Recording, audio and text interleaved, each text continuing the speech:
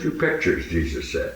You form a frame around yourself and reflect off your own frame in your own mind. And the frame is nothing but your own thought forms that you have formulated in form to associate with the frame. The frame has nothing to do with what you are at all. It is a reflection of your own limitation. You really don't look at the picture of yourself. You can't stand it. You project it out and reflect off this association.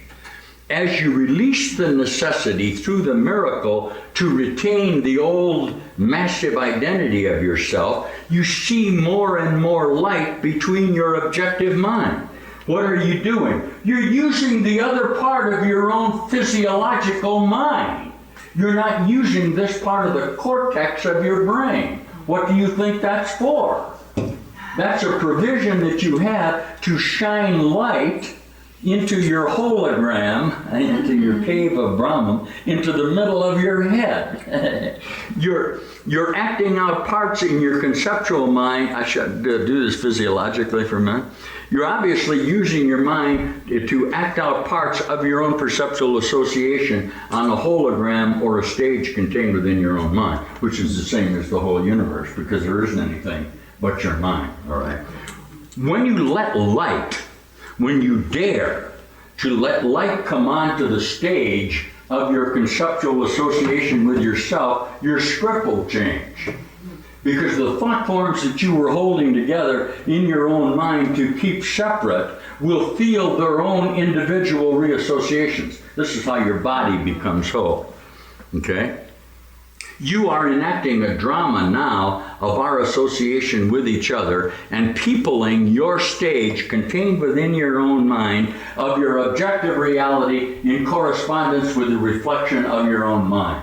What an astonishing way to teach spontaneous reassociation.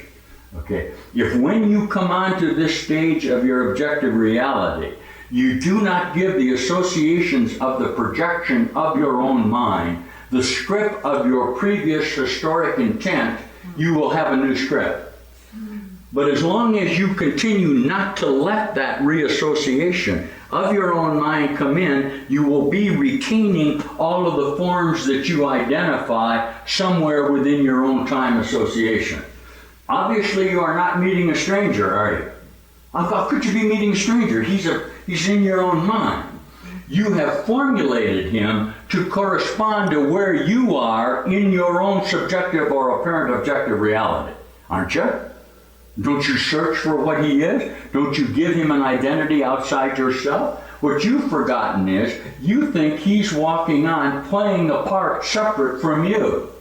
He's not. He's playing the part that you have assigned to him. You are the hero of your own dream in the formulation of your own objective reality and people. Jesus uses people as a verb. He says, you people your own contingency of self with various associations of what you are. You have made up your mind what they are so that they will correspond to what you are. They are not that. They are whole in their own associations, but you can't see that because you are getting a reflection from your own mind. This is the teaching of A Course in Miracles. If you will release them, okay, through judgment, from forgiveness, from performing the ritual of your objective reality, that is the grievance of your separate identities, you will experience the love that you both are. It's impossible that you don't, because you come from a common source in our love. As long as you special relationship, in the retention of the objective association of yourself with yourself, you are going to be condemned to that association. If you don't do that, that form will literally change. And this is a tough step for you, but it's what the miracle is. Many associations that come into this new association in time begin to have the experience of the loss of the necessity for the defense of their correct mind, of their old historic mind, which wasn't going to get them anywhere anyway. Okay, they're fearful to come into this new association. Why? That's what they're afraid of. They are literally afraid of their own power. And the power of their own mind is contained within their own physiology. It's an amazing idea. I'm describing to you a metamorphosis of the species of man. if you want to look at it that way. It's the emergence of a new mind man, isn't it? A new man, not a human. He is new and he is different. And when he looks at a conceptual mind, he sees immediately that it's in a dream. This is the way you can tell when you're awake. Would you like to know? It's on the tape. You can tell when you're awake because every mind that you look at means nothing to you. He may demand your attentions. You'll say, look at us, look at this. You say, I don't know what the hell you're talking about. You don't know what he's talking about. He knows what he's talking about. He's talking about what he's projected onto you within his own association. Okay? When you come to me, all I ever really do is to deny you your this and that relationship. I literally tell you, you are always more than what you think you are. Because it's true. You are very fearful of being totally more because you'll lose your own identity of sickness, pain, loneliness, and death. Okay? What a big threat, huh? Is it such a threat for you to lose whatever you think you are in there? Or is it making you happy now to realize that the loss was what your joy is? And that you really couldn't lose it all? How did you discover it? You lost it. You don't have to hang on to it anymore. Where did it go? Who cares? It's gone. Forgiveness is forgetting. You no longer have a reflection that you've got to work on in order to verify your own existence. You can't find it.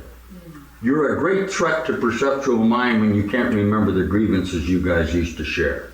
His reality is based on you remembering your grievances in order to pretend to forgive them. But never forgive them entirely, or if you do, blame somebody else for your mutual grievances. That way you can hold on. I'm giving you the condition of the human mind. And yes, people, I hate it. If you want to stay here, most of you now are got enough light in your mind to say this is ridiculous.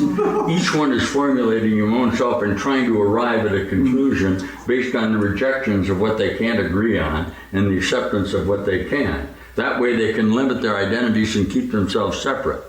But having a convention of people and calling it a Course in Miracles convention is not exactly what we would like to have you do. Teaching you can't come to this convention unless you keep yourself separate really doesn't make very much sense. So the Course in Miracles convention is being threatened by the Course in Miracles. Isn't that so? We teach everybody to stay separate and everybody can, after all, doesn't Jesus teach the autonomy of my own mind? So each of us must stay separate from each other in order that we may have opinions about what the Course in Miracles is. You're teaching of us none of our opinions have any value at all, so you can't come to the convention. You put that on the tape?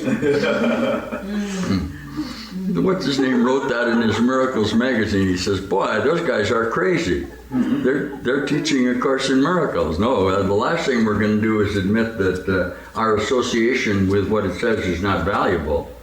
Yet what it says is your association with it is what's keeping you from being God. Wow. Do not underestimate the insanity of the perceptual condition. Okay, what is salvation? The realization that it's nothing or totally insane and has no value at all. This is lesson 156. But remember this, dear teachers, if you give it value, it'll have it value. And if you have given it value, there's no sense in working on not giving it value. You can't change the effects of your own mind. You got it? You love to practice forgiveness as long as you don't have to succeed in forgiving. But if the sin is real, if it has value to you, you'll never get rid of it. And that's just a pretense. You then call that an opinion of your own associations and put it outside of your mind. You can't get anywhere that way, can you? What's the sentence? Altruistically, what the mind can't stand. Everything is worth valuing entirely or not at all. But remember that the moment that you give total value to anything, you become totally valuable. God is only totally valuable, and there is nothing else. If you limit the value of association, you will fall into a judgment association and construct something that you like better than something else. You'll then live between the distance of your own thoughts about what has value. What a weird, strange place to be. Okay? I don't like that, Abdul. I don't do that. To be at the mercy of a piece of paper that says 1, 0, 0, 0, and depend on that piece of paper through some sort of faith that it's going to sustain me is insane to me. I immediately felt very fearful about that. No, you don't? that I had to depend on this object. You want to see what happens when you remove object from object? Not only do you not value the object itself, you make up a symbol of the value system and value the symbol. What an amazing idea. Is that true? Does your mind really do that? I'm curious. Yeah. So Jesus calls it green paper strips, but I want to do it for a second. So you say to me that this certificate, a piece of green paper, which is what it is, it says pay to the bear, or whatever the hell that is, somewhere in time, there is stored up a value, right, that you can take this piece of paper and utilize in your own storehouse, in your own memory of yourself. You can do that, can't you? Can I change the zeros on that piece of paper? Will it be worth more if I do that? Respond. Huh? It won't be? That's counterfeit? Is that counterfeit? That's not real. But the way it's written is real. Well, I'm just curious, dumb minds, fearful minds. I'm curious why I can't put another zero on there. Instead of it being $10, it'll be $100. If you and I can share the belief, it'll be 100. Yes. Because somewhere we're sharing the belief that somewhere it is 100. It used to be a big threat to me. I went to the Mint and asked him to prove that my money was there, and he said, well, it's not really here. I said, what do you mean it's not really there? Well, it's just not there. Huh? But as long as you depend on it being there, we'll be okay. That's the human condition. But what amazes me is what the sick mind has faith in. It must have faith in something, so it temporarily has faith or gives value to something, and it establishes a mutual value either based on scarcity, certainly not based on a lot, right? Okay? In other words, if I began to print $1 million, trillion, $1,000 bills, they would have a tendency to lose their value. Amazing. Absolutely true. So what are you depending on? Scarcity. So your reality is based on loss or scarcity or lack. Wow. Boy, I don't know how you can do it. I didn't want to give this talk, but I'm astonished by it. I would quick run and turn it into money. Why don't you quick go and spend it and consume it? Well, if you consume it, you'll have to work to get more in order to sustain yourself, because your life is based on sustaining yourself. What a hell of a place to be. I got a good idea. Why don't you lay up enough of them? Can you do this, you nutty ones? You're crazier than hell. Why don't you lay up enough of your own storage, of your own thoughts about what you are, to sustain yourself until you use them up? No wonder your body gets old and sick and dies. Can you get a little feel for this? This is the teachings of Jesus of Nazareth. But what I'm astonished at is how much you depend on the warehouse of limitation in order to use it up, instead of using a warehouse that will give you everything simply by the process of using it. Your refusal to use it and retain it within your own mind are what keep you from seeing who you really are. You'll always use the limited association of yourself. Protect everything you value by giving it away. No? The art of giving of the mind is what creating is. The retention of every part of it is what death is. Because obviously you can't know what it is until you give it. You think you can. You think you can hold on to it in a form, can't you? And then they change the currency and it's not worth anything. Because your reality was based on the objectivity of your thought form mind association. No wonder you get old.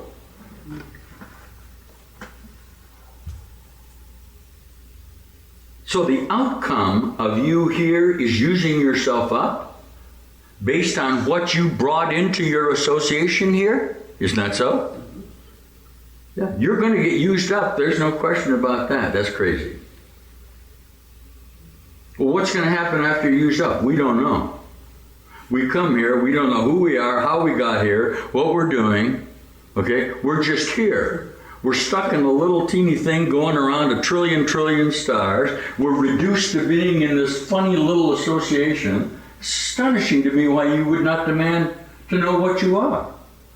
Okay? Don't you really want to know what's out there? Would you really like to know about God, the universe, all the things that are going on in the great galactic empire of realization of the oneness of mind? Or are you going to just crawl around here? Jesus says, what a pathetic character you are. Within your own construction of your opinion about yourself, with no admission of what you really are, you simply reflect on your own self and refuse the glory and light that's all around you.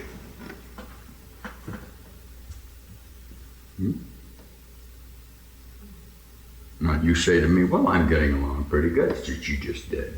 Well, I'm glad to hear you tell me that. That way I can continue to be, look how beautiful I am. Actually, you're getting old and you're sick. And that's very threatening to you. What's very hard for you to see is, this might be tough for you. Your images get old and sick. And then suddenly you look in the mirror and you're old and sick. Okay? And you have to deal with it. So you share the oldness and the sickness. How sad. How sad to share death with you. Shame on you. Shame on you, miscreator of divine love. Shame on you for allowing the beauty and love of whole mind to be influenced by the nothingness of the separation of your conceptual mind. Shame on you for killing your children. Shame on you for allowing God, who's beautiful and whole, to be reduced to something that is old and sick and died. I'm talking to you. It's astonishing that now, the astonishing part is that I'm telling you that it's not so. And you know that it's not so, yet you will use every device. And whole minds are really amazed by this. They can see that you're doing it. I can see that you're doing it. I just need to have you tell me why. I need to get you to look at the absolute purposelessness of what you're doing. This is what A Course in Miracles is designed to do. Here's a problem that you have. I'm going to do this once more. Sometimes a whole mind, I'm using my mind as an example, will come into associations and some consciousnesses begin to hear me immediately. Those of you who are hearing, it has nothing to do with what I am, it has to do with what I am expressing in my association. Why? They want to hear it. They have used up their judgment of the that and that of association. They've used up their judgment of the this or that association. Okay? They are literally waiting for something else. Jesus calls this time as a sleight of hand. But that time is at hand. Doesn't it seem amazing to you that when that time is at hand, the solution will come?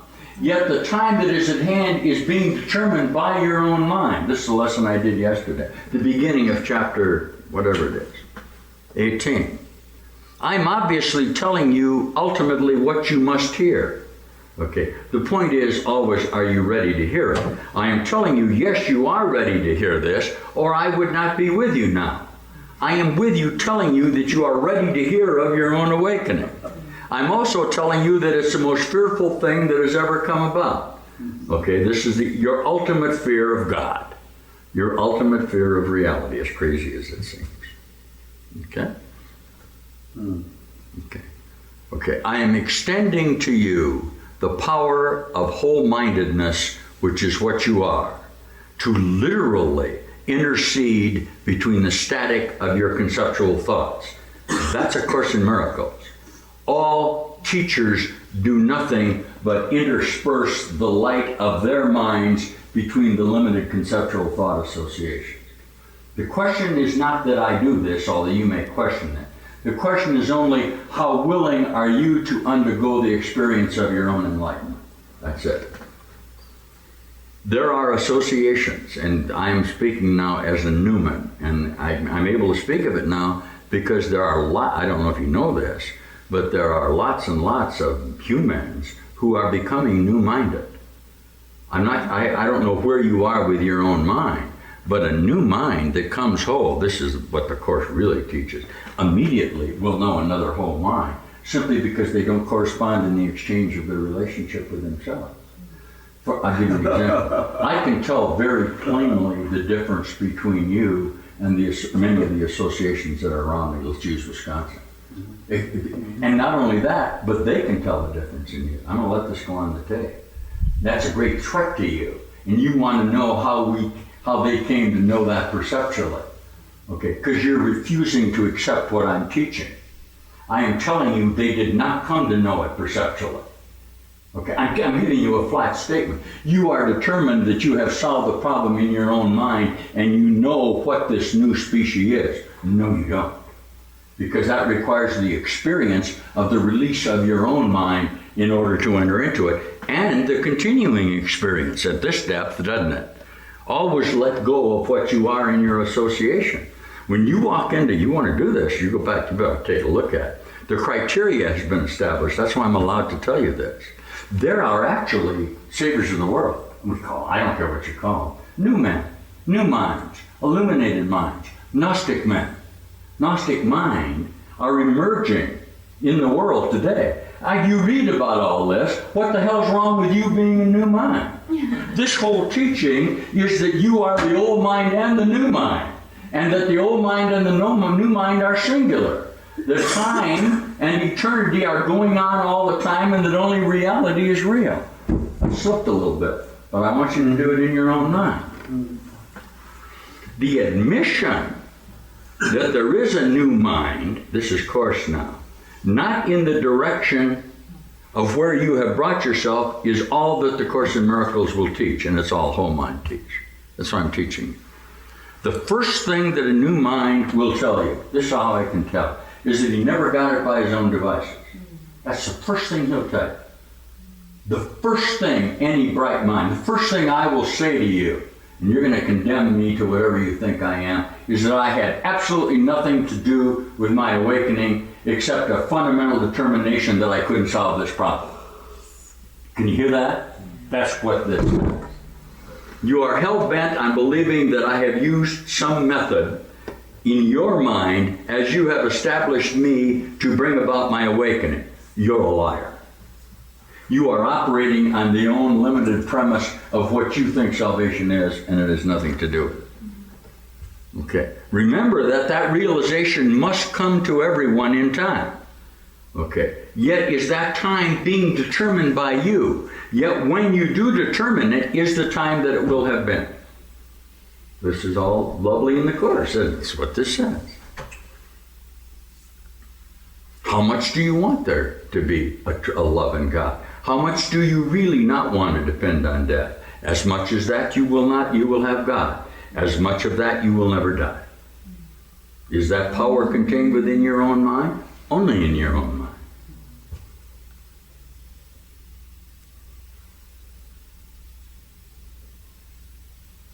Okay.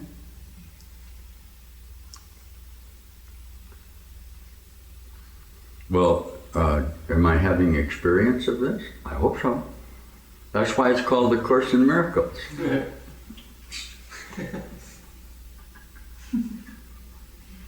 Wow, I think I'm having a miracle. Good. Why don't you have another one? Yeah, but I'm liable to lose all of this and wake up in heaven. I know. What are you afraid of? Waking up. Huh? That's our talk today. That's kind of nice. What did we teach you? Aristotelian thinking has no reality. Any objective association located anywhere in time in a correspondence with any other association means absolutely nothing. Reality is always the distance between this and that, and has nothing to do with this or that. Now you can apply the creative mind, which is what you are, to reassociate the this or the that into what you really are. Okay, I'm teaching you to think in a creative manner. Do you mind doing that? Are you too much afraid to use the power of your own mind? Huh? Yeah, I'll say it's scary, because you're going to get the result of it. And if the cause of your own mind is to protect yourself, you will be attacked by the power of your own mind. Nobody hears that, but I'm telling you that because it's true. Isn't that fun? You are invulnerable by the protection of yourself. So the more that you protect yourself to establish your invulnerability, the more you're attacked. And when you set up a totally impenetrable defense, you will be attacked immediately by it. And the more impenetrable it becomes, the more you will be attacked. What an astonishing idea. Absolutely true. Okay? If I defend myself, I am attacked. Are defense and attack the same thing? They are the same if cause and effect are the same thing. You'll keep nodding at me. Well, quit defending yourself and wake up. Well, I'm practicing it. The hell you are. I'm offering you a very simple message, and the simpler it gets, the more frightening it gets. And the more unreasonable it becomes. You depend on the unreasonableness of your own mind in order to reason. Nothing literally, I'll use the term, it's difficult to conceive of anything that would be simpler than A Course in Miracles. It simply tells you that what you think happened never happened, and that all of your associations are totally meaningless, and that God is perfect in heaven. I don't know what could be simpler than that.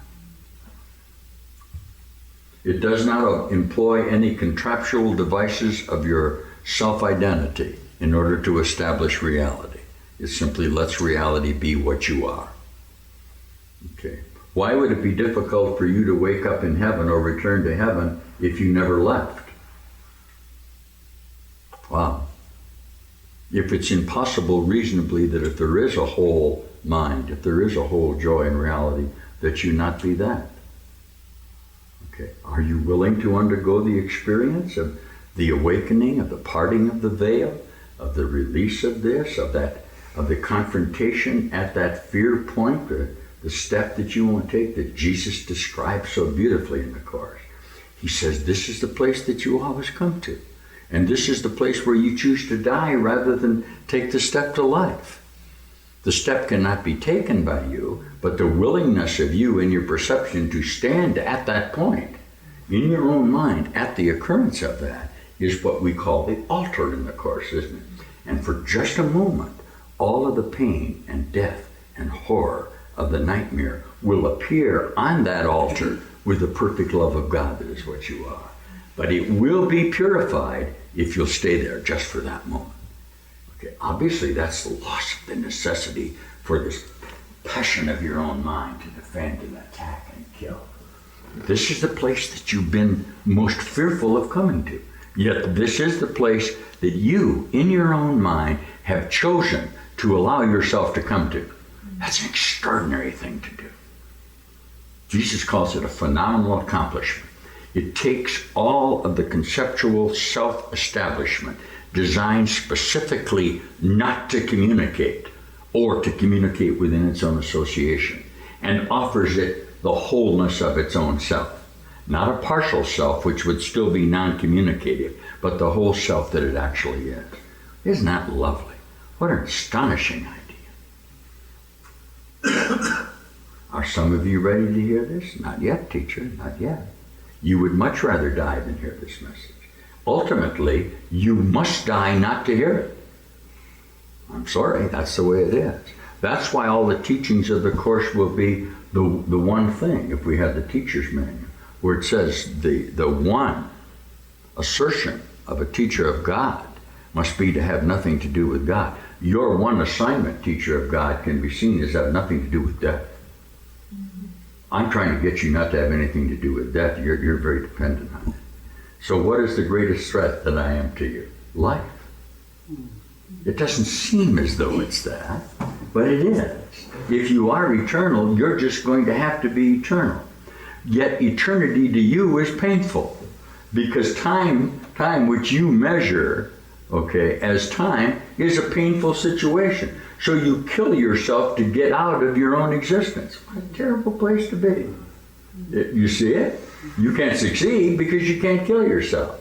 Yet you keep attempting to demonstrate your capacity to annihilate yourself. It won't work. You're just going to have to stay here, if you've decided to, and continue to look at it. This is called progress in time. Why? Your death experience is going on all the time anyway. Or better, you are literally dead. That's what I just read you, didn't I? I just read you a lesson that said you are nothing. Okay. Now, can teachers of God who emerge, I'll do a miracle for you. Can teachers of God who emerge in whole-mindedness raise the dead of the apparent earth association? That's what I'm doing right now. By not giving you any accord in your contractual thought form identity, I literally raise you up in my own mind. I will have nothing to do with you in your time identities, and your willingness to accept that will cause a healing in your own association with yourself. Well, wouldn't it be wonderful if we could actually have healing clinics where associations would come in and heal the selfness of them rather than the sickness as they identify it? Huh? Isn't that amazing? Not like funny guy is doing it, attitudinal healing. How can you heal an attitude? It's absurd. It's the same as trying to heal an opinion. You try to heal the opinion about yourself. All it gives you is another opinion. Jesus calls it an illusion. You just get another opinion about yourself. But at least you've made the old opinion about yourself, which you can't stand, better. Sickness is only the opinion you have about yourself. It has nothing to do with what you really are at all. What's the difference between healing and atonement? They're exactly the same thing. This is the teacher's manual. They're identical. Okay? It's the self-identity is what the sickness is. Okay. Have I got that? But that's a threat because your reality depends on the clinic of death, not life.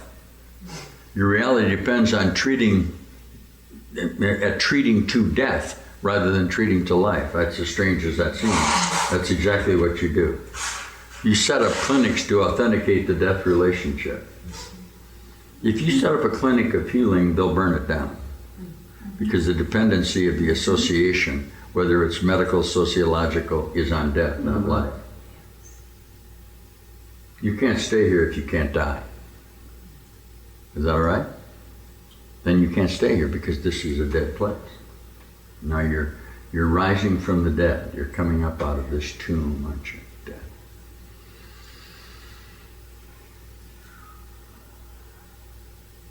Can you learn that it's not this or that, teacher? I don't know. That's a lesson that you must learn. It's never what you think. It's never that association that's been going on in your mind. The happiness you're feeling is the certainty that that is true. That God is, okay, and that your dependence is totally on that, not on anything in your own conceptual mind. Okay? And that's it for today. What are we leaving with finally here? That it's going on in your body. Would you dare teach the physical resurrection here, dear one? Are you going to tell me that yes, I'm undergoing glandular experiences in my own mind that will make me eternally young? And that I will use this contraption or vehicle that I have designed as a phantom reality and use it as a neutral thing? Did I do that lesson yesterday? Yeah. That the body is a simple neutral thing. I'll let it be what it is in this image association and use only thoughts of reality in order to undergo the transformation? I am teaching you to do that. Where am I teaching you from? Your own whole mind. It's impossible that I'm not teaching you. Somehow you want to give me some sort of benefit in your limited association. It's not what I'm telling you. I cannot be telling you, it would be impossible I'm telling anything that you don't know. Isn't the time that you really looked at it, teacher? I don't know. It'll be very frustrating to you. You're going to have to look at it and say, the things that I value here are useless. This is the end of chapter 31. Huh? How many more times am I going to have to do this? Huh? How many more times, Malcolm? Malcolm says, when Malcolm came into this world this time, he said, oh, shit. Somewhere within himself, he knew of the falsity of this. Or he wouldn't be sitting there. He's sitting there because somewhere very early, particularly when he first came out of the womb, he had a perfect recognition that he had caught himself into his own associations again. He could remember it and went, oh. Okay. In that sense, he was what? Different in his time associations. I am offering you the difference that you have felt ever since you've been in this continuum, yet have been forced not to deal with, been forced not to acknowledge, but were forced down into what? A slower time. Yet the faster time is right there. Okay. Are you emerging as a different association within this continuum? How else would you become the Christ? How else do you have knowledge except by being different than the conceptual mind? Okay? Teaching Metamorphosis is delightful. Do you know why? It's reasonable to me.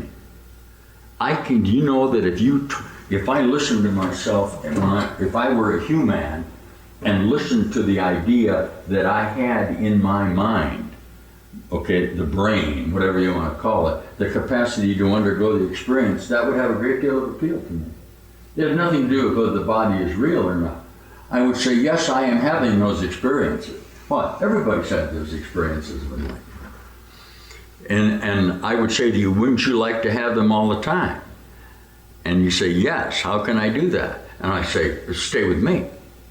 Stay with the ones who are having the experience. But remember that the world is going to attack the Christ who is having the experience, because they don't want this, called crucifying the Christ. Each moment you crucify your own lighthood. Isn't that so? Can you stand that sentence out of the course? Every moment you crucify the Christ, because he's your own bright reality going on each moment in correspondence with your own devil, with your own evil, with your own dark side. Okay? The dark side is not real, perceptual mind. You are operating within the framework of your own limited darkness. It's not true. You don't mind this teaching as long as you can set up light brotherhoods and dark brotherhoods. And think you can tell the difference, right? Which one are you? Well, I'm sort of in between. They got a gray brotherhood. Did you hear that? Isn't it funny that you would set up a dark brotherhood and let you teach you about your own darkness? The absurdity of what's going on around here astonishes me. You never know what it's going to do to you then. Huh? You have no control over it. Phew. There's no question that the Course in Miracles is the direct approach, isn't it? It has absolutely no leeway in it at all. And those of you, and that's of course why you're afraid to teach it. Okay, that's it. What a great threat to you is that there's no way to you to go except straight out. That all of these so-called paths of spirituality that you invented to delay yourself from going out, okay, are not in the Course in Miracles. None. There's not a sign of it. It says immediately that it's dealing with an impossible situation. It doesn't make any allowance for the separation at all. That's nice. Why? It's become very altruistic. It's totally uncompromising. Okay. What the mind is most afraid of, conceptually, is a totally uncompromising association. Yet that's exactly what it finally wants.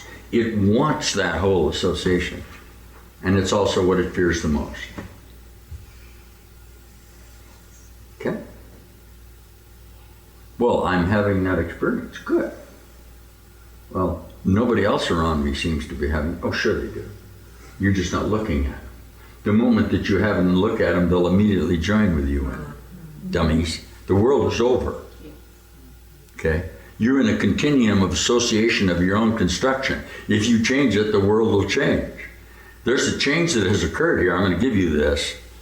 Okay? The Course in Miracles arranged a thought-form-time association to bring about an initial, what you would call bright spot identity within the chaotic mind, within the slow time. Jesus says a time has been set for you. There's a block of space-time, okay, that has been arranged for you now to come into. This is a fact. I'm just here to tell you that through A Course in Miracles, that is now occurring. It had to occur because it was blocked off within this continuum to occur. If you want to become a part of that, you will become a part of it because you are a part of it. Okay? When it happens, it will happen.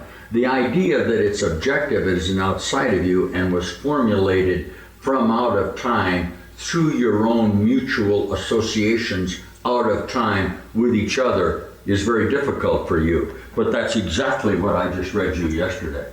That you have formulated the solution to your mutual problems among yourselves outside of time.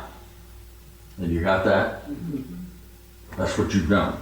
Remember, I read this yesterday. We are reminiscing about this and have constructed a time in space-time where we can enter in together in order to bring about our awakening. That's a fun thing to know if you'll let it be true. It says that. What lesson? I just did that lesson yesterday, didn't I?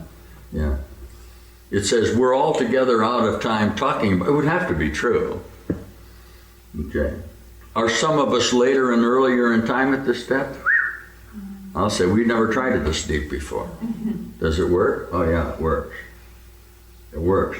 The reason you have difficulty with it at this step is there's no what you call archetypal standard. You are evolving what you call an Adam Kadmon, or an archetypal standard. Jesus is one, okay, of the capacity to do that, which will then formulate in your own mind, and you begin to meet yourself all the time. But you're too early in time to do that. So you're going to have to meet what apparently outside of you and allow it to become a part of you in that separate association. I'm the facility by which you do that. I won't give you any identity no matter what you think you are. Even if you perfect yourself in your own mind, I won't be concerned about it. That's not my job. If you perfected yourself in your own mind, you're gone from here. Okay, I would like to introduce you, if you'd like to take the assignment of bringing about separate great ray associations that have become so chaotic they have no reality at all, and bring them into the light of their individual determination to seek a common source, which is what they are. That's a hell of a thing to do.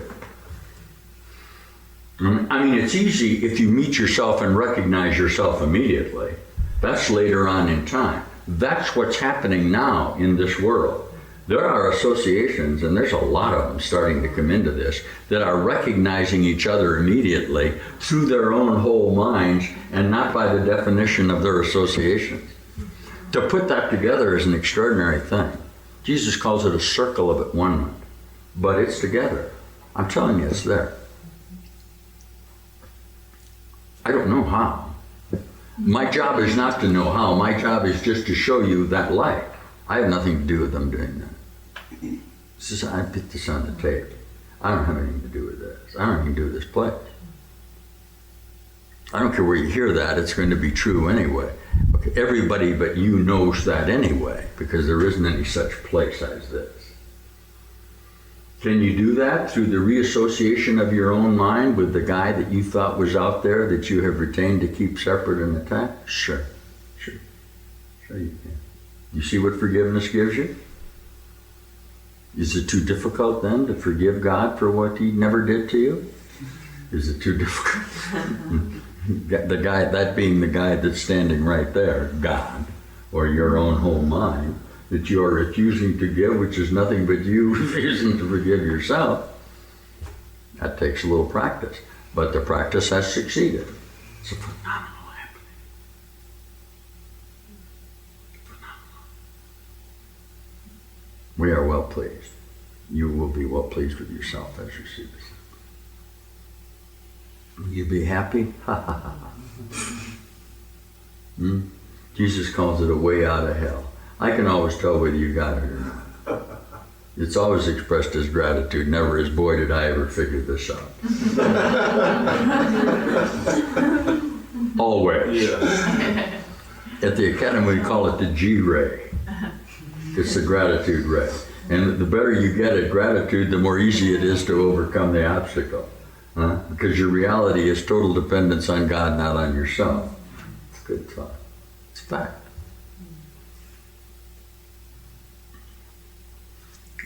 Can the propinquity of the reassociation brought about by a right light insinuation cause this to happen to you? You bet your boots it can. Okay, when you begin to have the experience, get with the experience instead of the old you that's been going on, for goodness sake. I understand you're bringing your old experiences in there. I also understand that the miracle will occur in you in this new light. Jesus again and again in the Course says you're beginning to see the light, for goodness sake.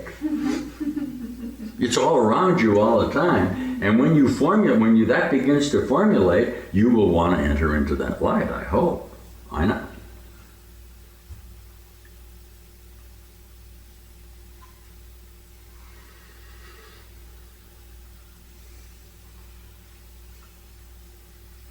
So it's not this or that, is it? Boy, am I glad. Now I don't have to try to order this or that I thought I did. Yet a mind that is in this or that will say, what are you talking about? I have to exist here. I have to get up. I have to lay up stores. I have to get sick. I have to die. And I just look at him and say, what in the hell are you talking about? Mm-hmm. Because I'm telling you, that's what's emerging, and I'm not alone in this. Mm-hmm. The minds that are whole look at a dead mind and they literally do not understand it. And just as obviously, the perceptual mind cannot possibly understand what the new mind is. This sounds very much like Paul, doesn't it? In the Bible. That's what it is. Cannot understand it. Obviously, you are being threatened by this message. Is reality really a threat to the perceptual mind? Yeah. Got it?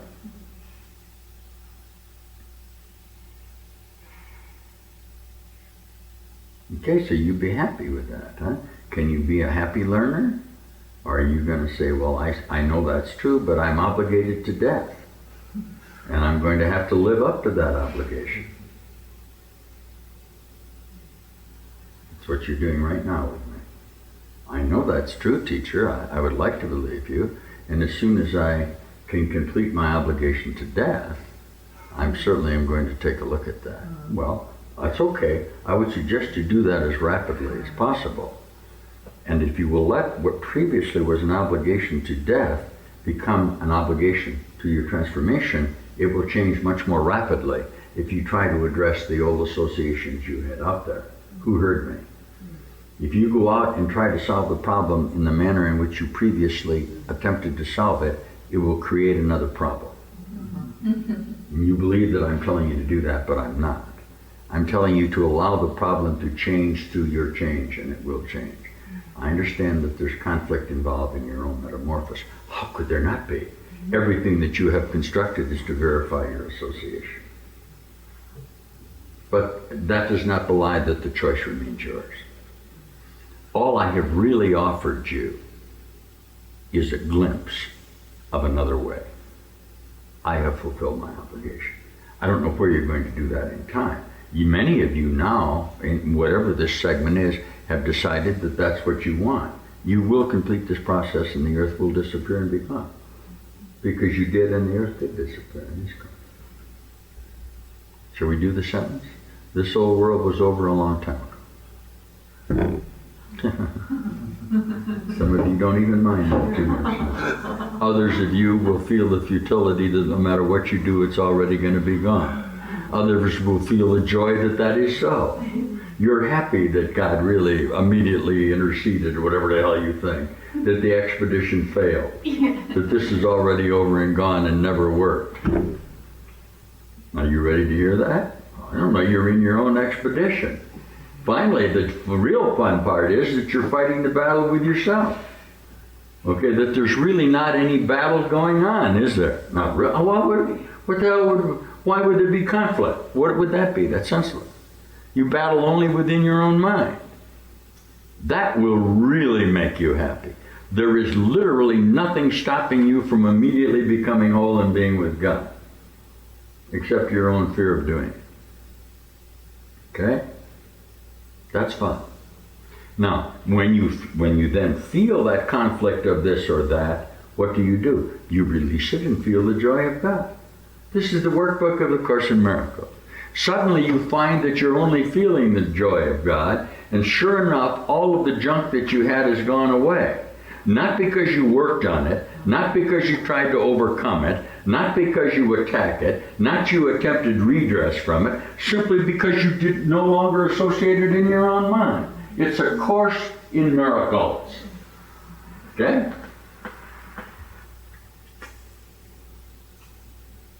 Love, which is what you are, is letting go of self, which is what fear is.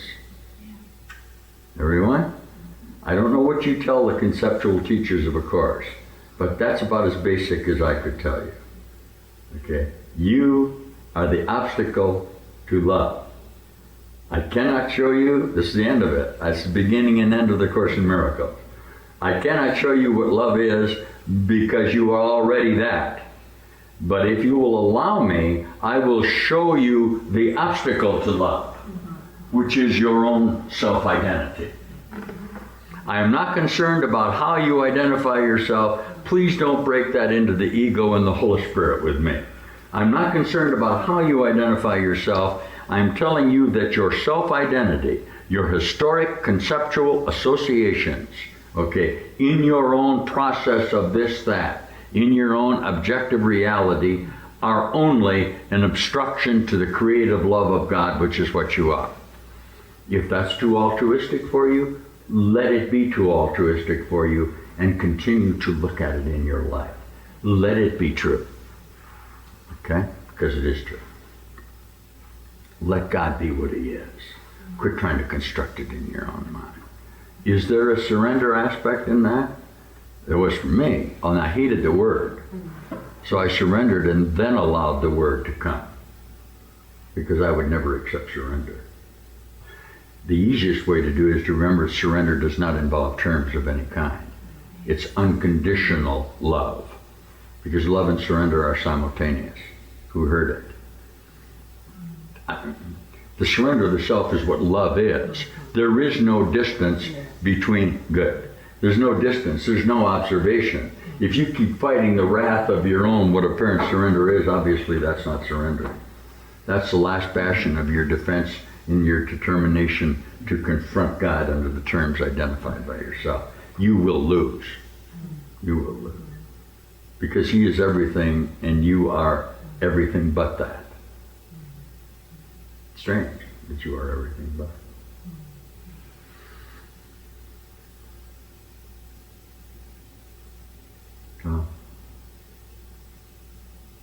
So we're glad you're here. We're glad that you have come to this place in space-time, and the whole universe is all around you. You have come to this little spot where you have always been. You never got any further than this little spot.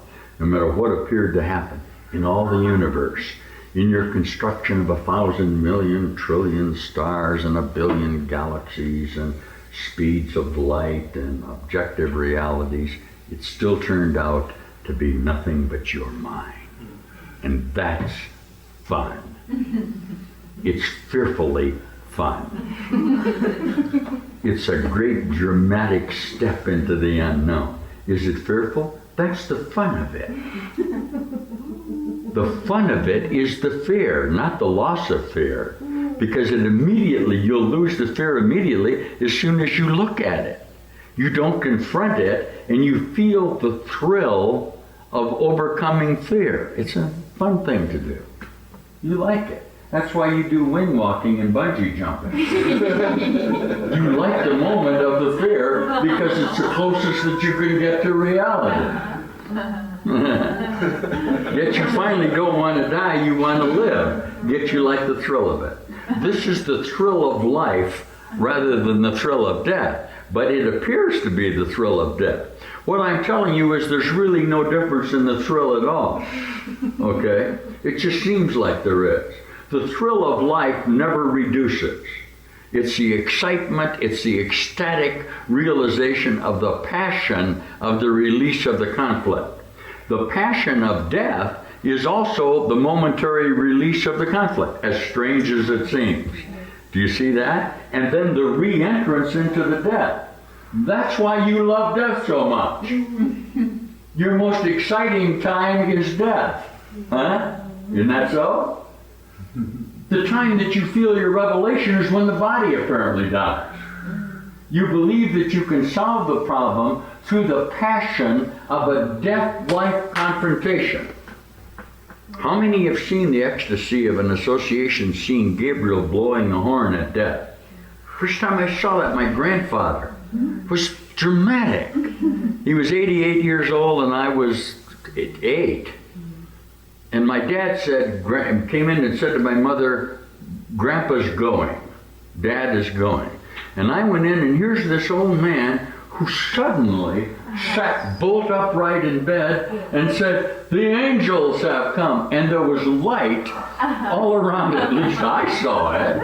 My dad was trying to kind of push Grandpa down onto the bed. But there is no question that Grandpa was having a revelatory association. And I was going, "Holy mackerel, wow, look at this."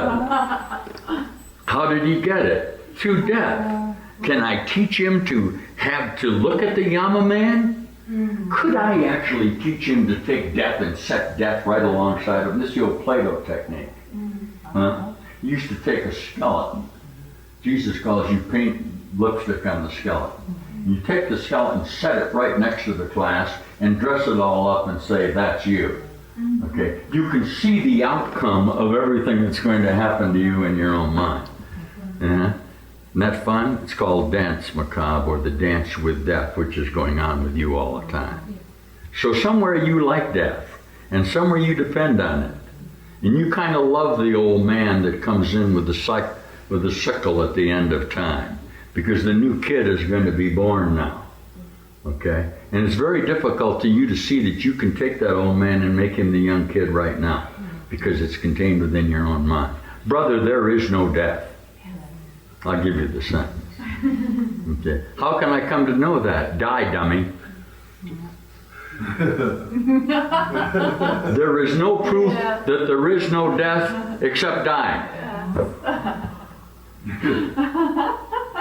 I'm teaching you resurrection of the physical body just for a minute here. You see it? This is what happened to Jesus. Did you ever read Absence of Felicity, Jesus' description of his physical resurrection? Boy, is that nice.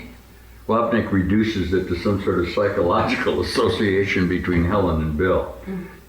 So what? Absence of Felicity got some beautiful stuff in it. We're using it at the Academy, because so much of it is little personal stuff that Jesus said to Helen. It's real nice.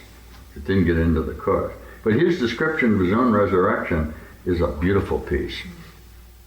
He literally reassociates his own body in a different time of identity. He describes it very well. Okay? Because there isn't any death anyway. Well, does he actually appear physically behind closed doors, guys? Is that okay with you? Do you understand that when Jesus resurrected, he didn't appear as a phantom? He appeared exactly as he was? He might have had the holes in his hands or something. Can you get that? That he was solid? Huh? That he demonstrated his solidness to his disciples? Huh? Are you kidding? You mean he actually appeared in flesh?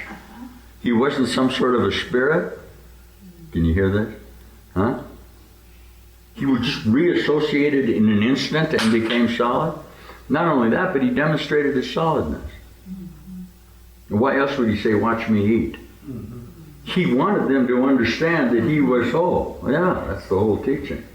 I want you to understand that I am whole. Okay, can you teach it or not? You can, maybe I'll try. The resurrection is going on all the time. Okay? I'm talking to you individually. You are either a whole body or you are a nothing. Okay? But remember that it's going on all the time, because time is not sequential. Any resurrection is what you are. I don't know how esoteric this talk is. I don't care whether anybody counts to hear it or not. The resurrection has to be physical because you are in a physical universe. Yet it's just an imagery of the form association. And it can be demonstrated perfectly each moment that you are resurrecting. Because you are resurrecting each moment. If every cell in your body is actually only a perfect memory of God. And every cell in your body is a perfect memory of everything. So what you do each moment is bring together the total memory of your own wholeness, of your own Christhood, of your own singular Son of God. How many sons of God are there? One. Who is it? You. Where? Everywhere. In my body? Sure. Sure. You don't like the hardware or the software come together, but that's what it is. Is this the only living Son of God? If you say so. It could not be anything else, because there is only the living Son of God. Can you demonstrate that physically? I'm doing it with you right now. That's what the miracle is. Are you fearful of being suddenly that resurrected? Of course, because you're holding on to yourself in your own dark time associations. Okay? The change that's occurring in Malcolm is extraordinary. All he's doing is releasing his own conception of himself, and immediately he begins to undergo the healing of his own cellular arrangement, even unto raising from the dead. He's the only one that ever could be dead anyway.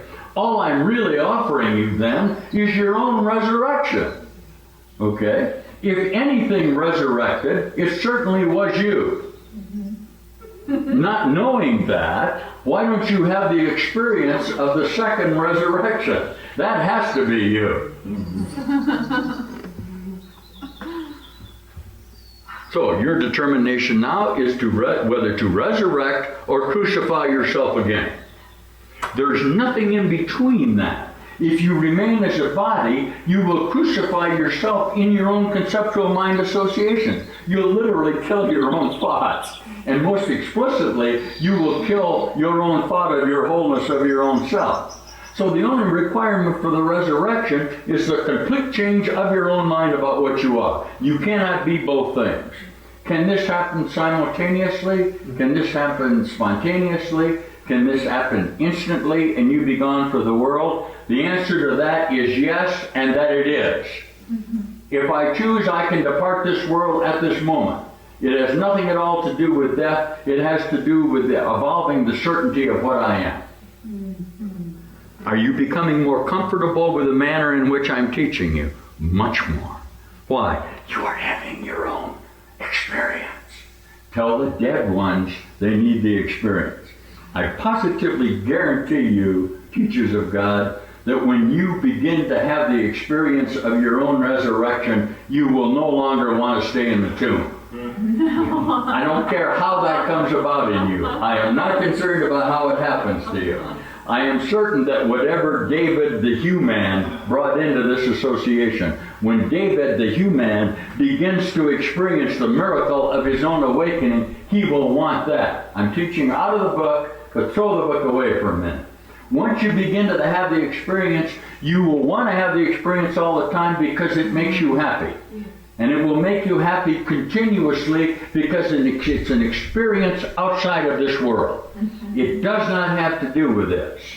And that discovery will cause you to apply the technique, if you want to call it forgiveness, of not wanting to be here through your own individual relationships. It has nothing to do with what you thought was outside of you. That's what I am teaching you to accelerate. That is an acceleration of yourself in time. Can that happen now and you're gone from now? It just happened here a second ago. This is a different time association.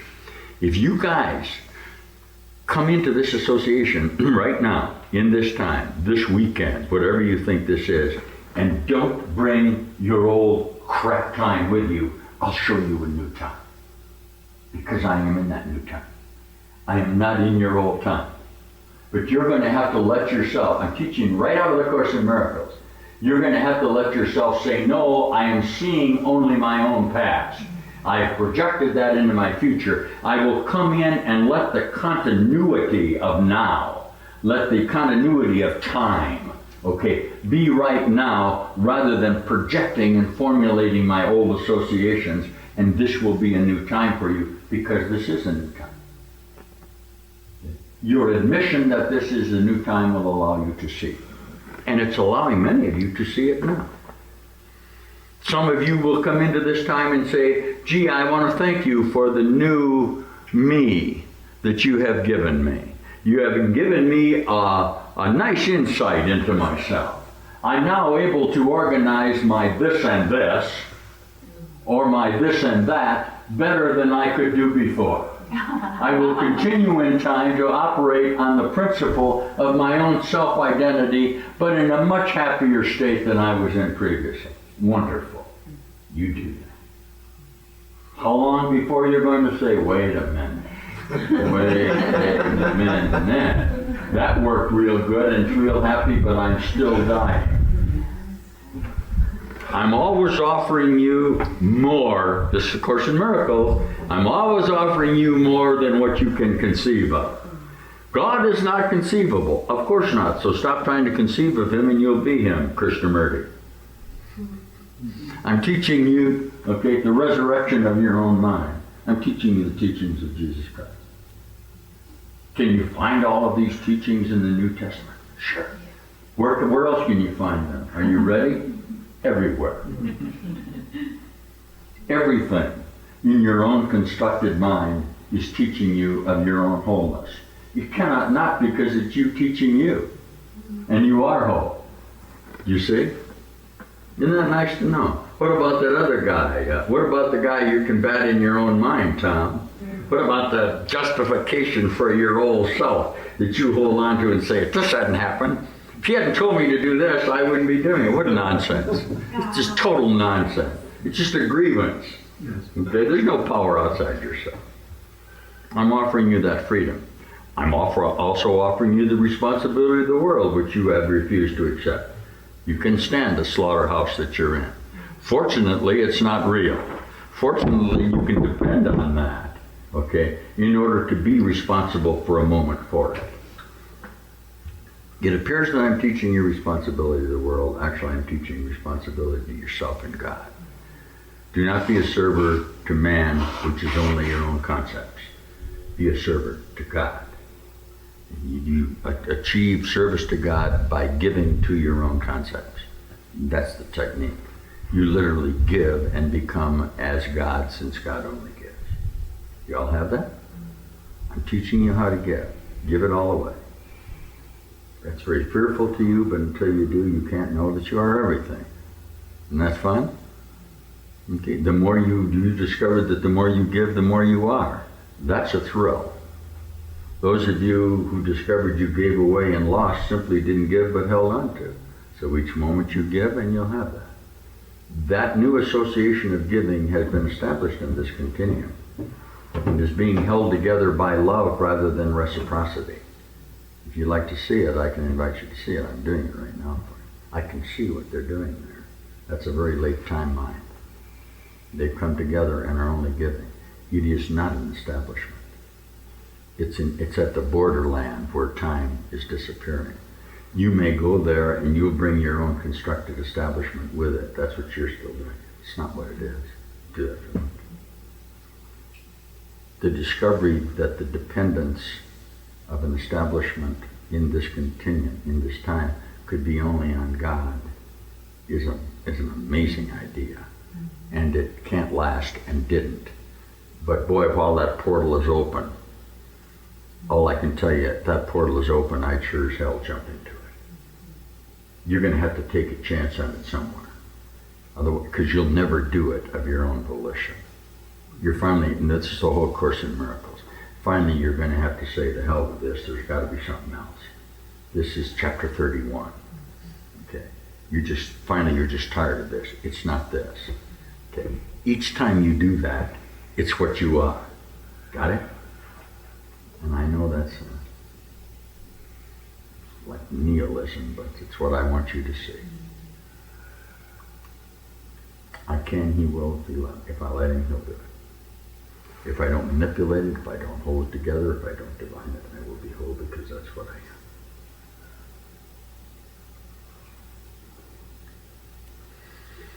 So we're glad you're here in this late space-time, huh? That can get pretty exciting. You can go out, some of you, and tell all of your other perceptual mind associations all of the wonderful things you're doing. And some of them may hear you and some of them won't, depending on where they are in their time associations. But you remember this, they are all finally only in your own mind. And if you change, they will change, because they are your mind. And if you demand that they change or identify yourself in how successful they have been at changing, you will retain your own identity and never escape your own concepts. That's right. Come to know who you are through the non-necessity of the establishment of your apparent reality. A Course in Miracles. A required course. What is fearful is not real. It does not exist. Your conceptual identity with yourself in this dream is totally unreal and does not exist. Is this the words that you have always heard? Yes. Are these the words that you are now ready to hear? That depends on you. All I can tell you is that there is a God and that you are in heaven. And that this association or expedition of our mutual perceptual minds is over and gone and did not work. The parable stories that you tell about that, the coming out from the mother ship, the coming down into chaos, the expedition into space-time, our determination to formulate a rage in heaven that we think occurred, all of that do not concern me. The mythology of your objective mind bothers me not in the least. I am telling you that we failed, that we made a mistake and that we failed, and that you are only battling your own relationships with yourself. We could not bring about a conflict. Wholeness could not know of our conflict, so we began to conflict only with ourselves. That happened at the moment that we stepped outside the association. Nothing ever, Jesus' lovely sentence, nothing ever really happened. Do you mean that I'm sitting here with you now in your own conceptual mind and I'm telling you that nothing ever really happened? That you've been dreaming and that this world is over? Yeah, I'm telling you that. I'm in your dream telling you that. Is it true? Everybody knows it. Everybody that's alive knows it. Those that are dead are not anything.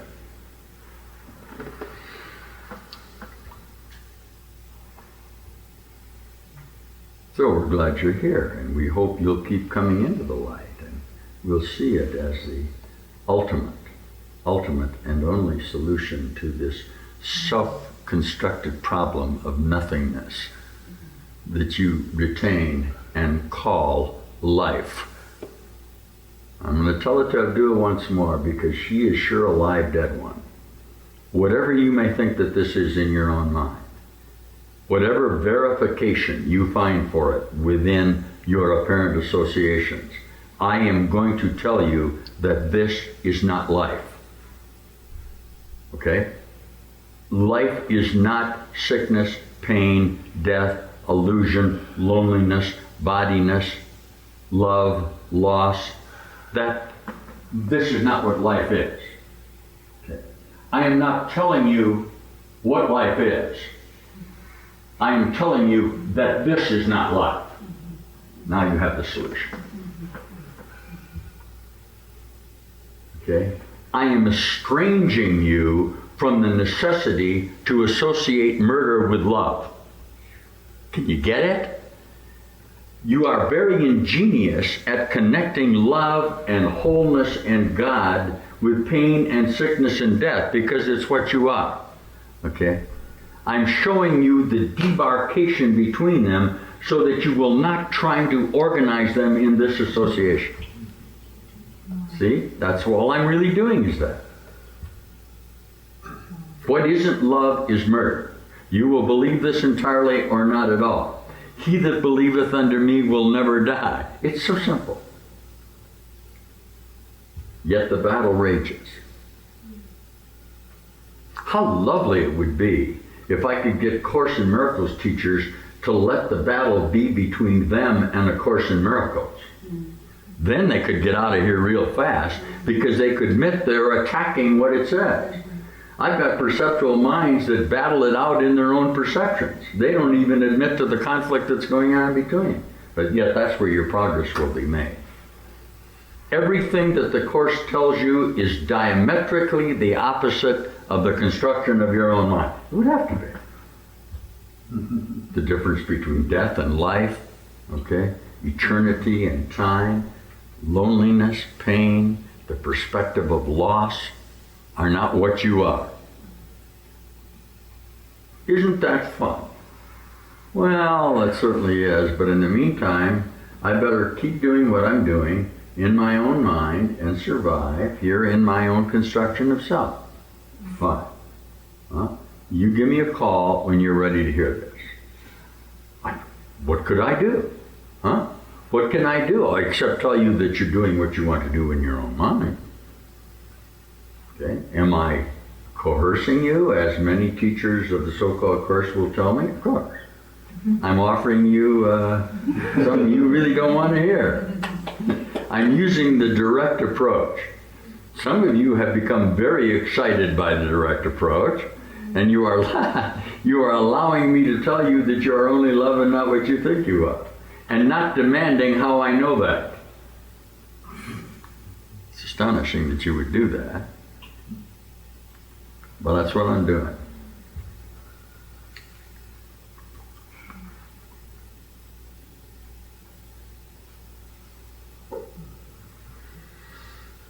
So we'll have a little quiet time now, and then this will be our session for today.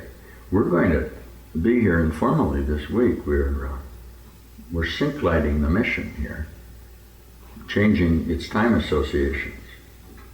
And some of you can hear this and some of you can't. But it's very possible for us to form continuities of reassociation in the dimensional associations of time that will afford way stations or borderlands for the apparent chaotic perceptual minds to enter into. Sometimes we call this building a temple, don't we? We say that there can be a temple where we can put light, architectural light associations. That's what we're doing here. How do you know that we're doing that here? I'm telling you. It doesn't matter whether you believe it or not, but if you did, it would sure as hell stimulate your own process, because you quit trying to identify what the temple of God is and become it. Obviously, we build our temple on Peter, on the denial of God. What else could we do? Or we wouldn't have needed a temple. But,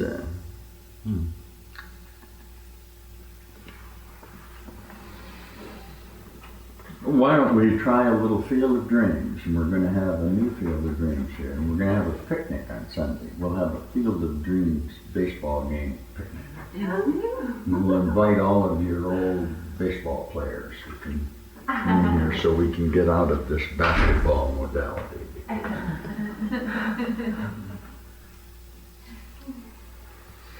Okay. Today is only Thursday. Was any portion of this taped? This might be a fairly good talk. Is it any good? Yeah. Is it? I can't tell whether I'm giving talks for archives or confidential talks. See, talks for archives are already there. Yeah. Okay? Confidential talks, either the tape recorder won't work, they'll disappear, they're not meant to be, they're things I don't want you to hear. Generally speaking, broad talks will contain elements of spirituality as well as logistical associations and physiological awakenings. Will kind of spread out a little bit. You might want to listen to it and you can tell later on. That kind of talk will usually be given when you have if you come into a new spectrum where you've got associations that are all over the place. Okay? You're trying to address them. It's a difficult way to teach it. See, if I've got a guy like, I'll use Abdul. Turn off the tape for a second. Is it off? I won't use this portion of the tape. This little.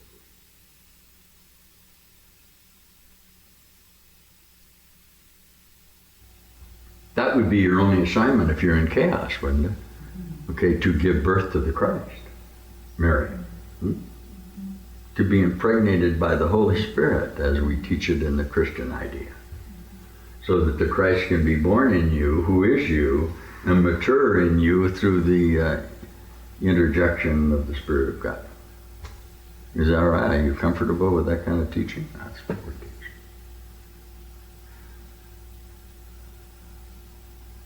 Now, if you keep the female identity of Magdalene, you will be imperfect in your association.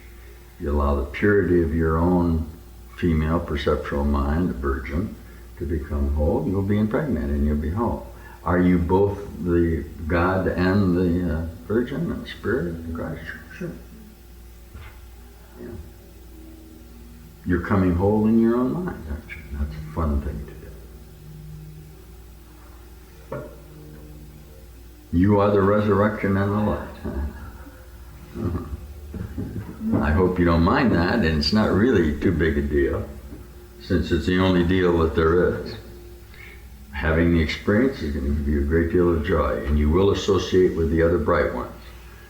I'm not doing all of the lovely, mushy light things of A Course in Miracles, but they're all in there. The children of the light cannot dwell in the darkness. All of our light will come together, and that's like it. I just want you to get it. I'm getting out of here about 3 weeks. But you understand. You have it now. Okay. When that sufficient number has come together, okay, when that sufficiency is accomplished, the 40 days we would call, the world will be over. That's how long it took. How long did it take? As long as it took. That does involve a sufficient number because it's apparently in association with chaotic association. When as much light that can be brought to light, okay, reaches a critical mass, bright ratio to mass association, Armageddon occurs. Obviously, you've always been gnashing your teeth here, but I assure you that we are harvesting out of here light, and that I wouldn't identify with the Armageddon. It's hard for you to see that it's going on all the time. This is so deep that we couldn't make it go on all the time. We actually set up a segment of time to allow you to come into that, to formulate this singularity of variety. And that's what we're doing. Enough said, I'm circling around a little bit. But I want you to know, if you get the idea that it's a real thing and still a dream, you won't be here very long. It's not that it's not a dream, but what a hell of a nice dream to have. All you really have to do then is dream your own salvation. And it will occur, because it did occur. Jesus says in the Course, what a beautiful dream to find yourself in. Your conflict is gone. You've made one single commitment, which is an incredible achievement. To get the perceptual mind to make an uncompromising commitment is the only requirement. Because it must compromise it by its own association with itself. In that sense, it's making a commitment to nothing. It's making a commitment to not being this, so that it can be it.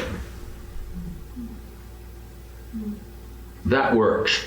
And that's the only thing that will work. Nothing else will work. Jesus keeps saying, nothing else will work. Because the conflict is in your own mind. He says it again. Nothing but forgiveness will work because the conflict is yours. The fun part about it is you might be hearing it. Not quite. You still think that you know what the hell I'm talking about. You still want to identify me as a human being, and that's okay. But I'm offering you a lot more than that. First, I'm offering you a borderland which you are establishing together. Then look out. But first you need to have a celebration, don't you? Don't you need to celebrate getting out of the crap that you put yourself in together? Huh? Why don't we have a picnic and celebrate getting the hell out of here? That will be the borderland. I'll show you some picnics where there's a lot of stuff going on to getting out of here. That's the borderland.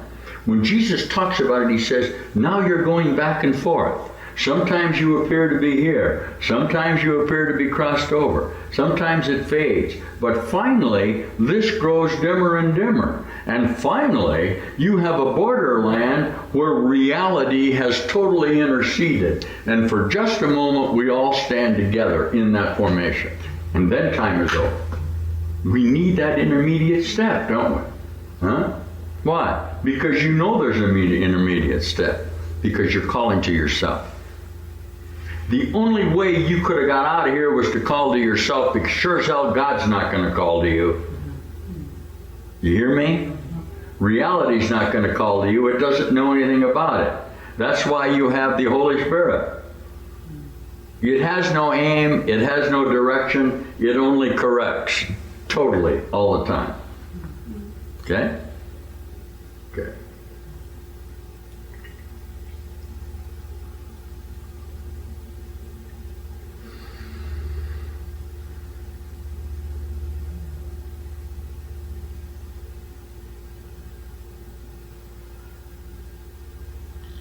What? A little quiet time. I don't want to go past noon. You guys are free to hang around and do the course and read, and there seems to be a real nice element of reality coming into this place, isn't there? The sense of it is changing a lot, I hope. That's what I would like to do. I'd like to do that, and then when you come here, if you come, you'll be able to feel this sense of reality. Or spring out of time. It'll be here if we need it. For those of you who think you'd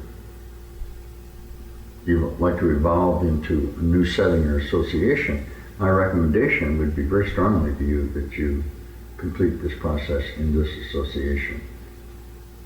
Any movement that you make in retrograde or apparent horizontal re-identities will delay you. It isn't that it's not going to work. I can tell you officially, based on some official news that I'm receiving from you, that this continuum is working. It's important that you remember that you have to tell me it's working, because I know it's worked, but when you work it, I'm always surprised. I'm going to have you for 40 days no matter what you do. When you graduate, when you turn into real associations, I'm always surprised by it. Each time there's a new platoon, I'm always surprised that I can wheel them and graduate them out. It's a nice feeling. It's what I do. It ain't got anything to do with how you formulate your officership. Can you hear that? I gave this talk yesterday. I'm a non-com. I'm just teaching you how to do it. I'm infallible because you asked for an infallibility. You're the one that enrolled in the mastership course. You're the one that said you wanted it. Hell, it's not me. Come on, I don't have anything to do with it. There is a course set for you that you must become a part of, and it begins initially with your enrollment. Okay, the idea that I must now teach you that your enrollment was the requirement and that there is nothing else is difficult for you. But those of you who would like to broaden out in your own minds, I suggest that you use this. Okay. You can only flunk into another course anyway. This is the course. I mean, I'm teaching you that. You're going to have to do it anyway. Okay. This is obviously the most objectionable to you. That's why you're finding yourself here. You enrolled in it believing that you could waltz through this course. In fact, you thought this was the easiest course you were going to have. This is not. This is the most difficult course. Even though it appeared to be easy. Suddenly you had to look at it and you said, oh, that's not what that said. And I said, yes, it is. You said, I don't want to do that. You left. But you came back. All I did is keep offering it to you. What did I offer it to you as? You who have enrolled in this. I offered it to you as no alternative, and that's what was not acceptable to you. There is an alternative to this. Can you hear me? You don't hear it. I mean, there's no alternative to what you and I are doing right now. I am the only way you can get out of it. You object to that. Well, there's lots of teachers like you. Wrong. You're dead wrong. You're absolutely dead wrong. You don't hear me. Otherwise, you would have got it a year ago. You're still out there looking for somebody else who's going to confirm you. I'm the only one that can do it, and I'm the one you object to most. Because I won't give you any authentication for yourself. Go ahead and laugh. It still remains a fact. I'm teaching you as an officer and a gentleman that there's no alternative to this. You're hell-bent on trying to say you can do something else. The admission that you can't do anything else may cause you to gnash your teeth at me a little bit, but it's going to be a fact. And I don't mean, well, we can all come into that situation. I mean this one. Thankfully, that's what salvation is. Because your admission that this is the solution is what the solution is. Who sees it? It's not some other solution. It's the one that threatens you the most, not the one that's the easiest for you. You keep seeking for the apparent easier solution, or what you call a harder solution, rather than this apparently very easy solution. This solution is not easy. It's impossible. Yes. That's what makes it easy. Yeah. I know that some of you, not a lot of you aren't doing it now, really believe that there's an alternative to me. There isn't. There isn't.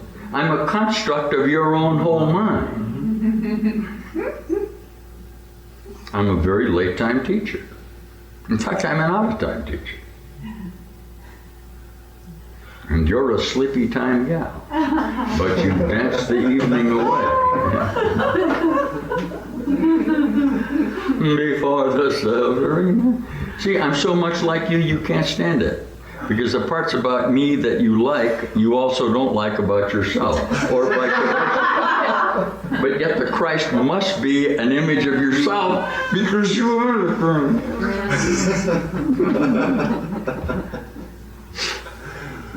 That's called forgiveness. I'm your ultimate forgiveness. So the people that write about that say, well, he's outrageous. He teaches outrageously. Of course it's an outrage. I'm telling you, you're perfect as God created you no matter what you do with yourself. You say, well, that gives me license to do anything. I say, yeah, and you'll be responsible for it too. So go ahead. I'm telling you that the world is not real. And it's time to go home. And not only that, but that you enrolled in the program. I'm positive that you enrolled in this program.